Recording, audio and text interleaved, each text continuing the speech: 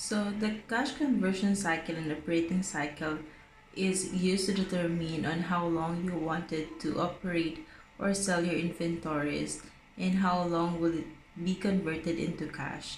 As we said, there should be a liquidity and profitability that we have to measure, and so some inventories has to be sold in specific days and must be converted into cash in the days or span of collections. So then the basis to compute for operating cycle in cash conversion cycle are the inventory turnover, the age of inventories, account receivable turnover, age of receivable, and accounts payable turnover, including the age of payable turnover. So we're just gonna use the given formulas. For example, we have here the year 2014 as our basis for analysis. So to compute for operating cycle, we need to get the days of inventories, add the days of receivable. And so we have to look on the history on which days or how many days the inventories has to be sold. So we're gonna get the age of inventories.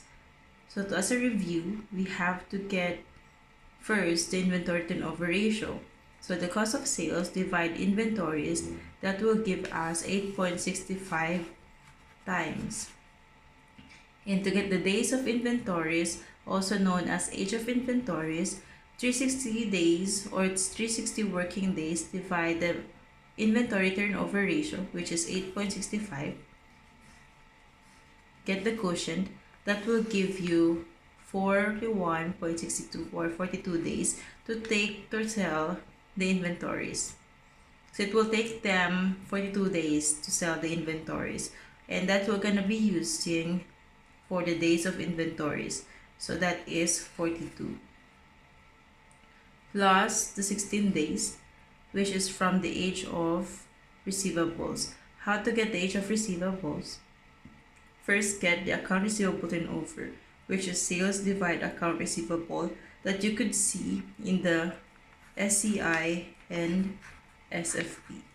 So that will give us a 22.82 times of collection for receivable.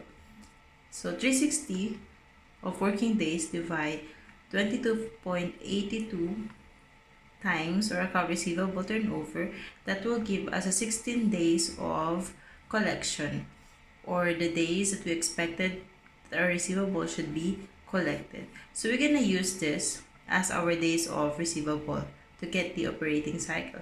So 42 plus 16, that will be 58 days. Therefore, we have the operating cycle period of 58 days from the time the merchandise is bought to the time the proceeds from the sale are collected.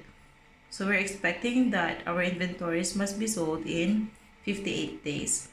But how many days it will be converted into cash? We can have operating cycle, which is 58 days, minus the days of payable. The cash conversion cycle is used to find out how long it takes the company to collect the receivables from the time the merchandise is sold. So because we have payables, we have to pay our liability. So then we have to use the money we're gonna use, the money we have to receive.